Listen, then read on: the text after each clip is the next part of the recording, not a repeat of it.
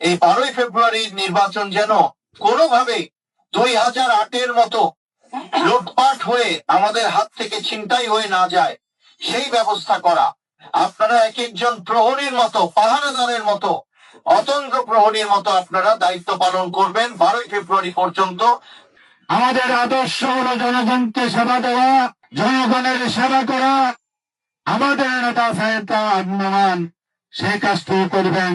সবাই একসাথে একজোড়ে কাজ করার তৌফিক দিও আল্লাহ। রব্বির হামহুমা কামা রব্বায়ানি সগীরা।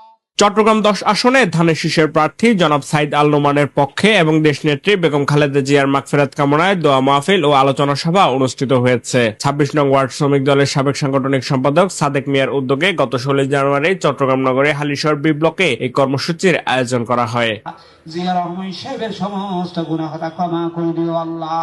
অনুষ্ঠানে প্রধান অতিথি হিসেবে উপস্থিত ছিলেন চট্টগ্রাম 10 আসনে বিএনপি মনোনীত প্রার্থী সাইদ আল নোমান।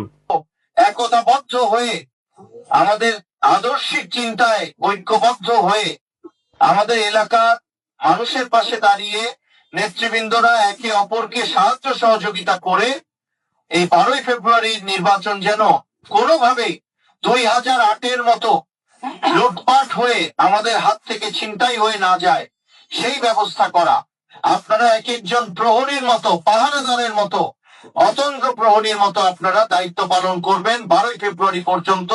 বিশেষত 11 রাত এবং 12 তারিখ সারাদিন যেন কেউ এই নির্বাচনে ইঞ্জিনিয়ারিং করে তারা আমাদের ভোট চুরি করতে না পারে বা জাল ভোট দিতে না পারে অথবা এমন কিছু করতে না পারে যেটায় আমরা বোকা হয়ে যাব পরদিন এবং বলবো, ইস, একটু যদি বেশি কষ্ট করতাম, সারাটা দিন যদি আরেকটু দাঁড়িয়ে থাকতাম অথবা সেন্টারের ভিতরে নজর রাখতাম, এটা তারা করতে পারতো না। এছাড়া বিশেষ অতিথি হিসেবে উপস্থিত ছিলেন চট্টগ্রাম মহানগর বিএনপির আহ্বায়ক কমিটির অন্যতম সদস্য জনাব মোহাম্মদ মোশাররফ হোসেন দীপ্তি। তিনি বক্তব্যে বলেন, বেগম খালেদা জিয়া দেশের গণতন্ত্র পুনরুদ্ধারের প্রতীক। তার আত্মত্যাগ ও অবদান জাতি কখনো ভুলবে না।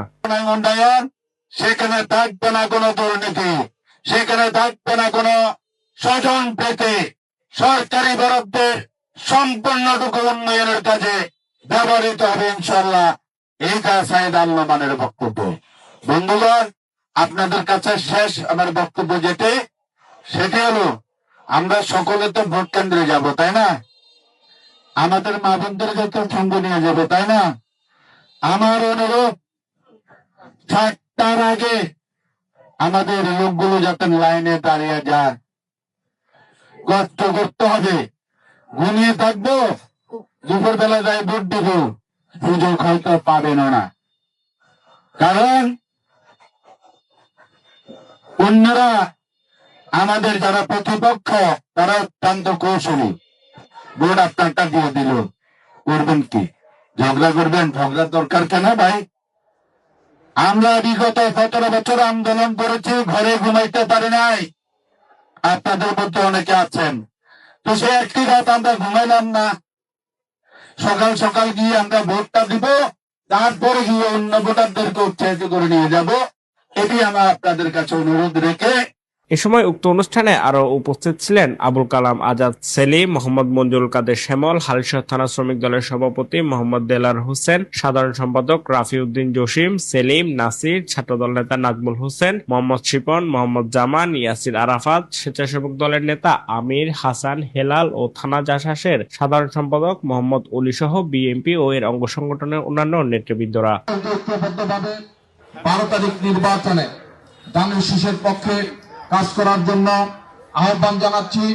আপনারা এতক্ষণ ধৈর্য ধারণ করে এই অনুষ্ঠানে ছিলেন, সৌন্দর্য বজায় রেখেছেন, এজন্য আপনাদেরকে ধন্যবাদ জানাই। দু একটি কথা বলি। নির্বাচন আমাদের জন্য অনেক কঠিন হবে। আমরা হয়তো বুঝতে পারতেছি না আমাদের সিনিয়র নেতৃবৃন্দের কি পরিকল্পনা, আমরা এখনো জানি না। তো আপনারা সচেতন থাকবেন।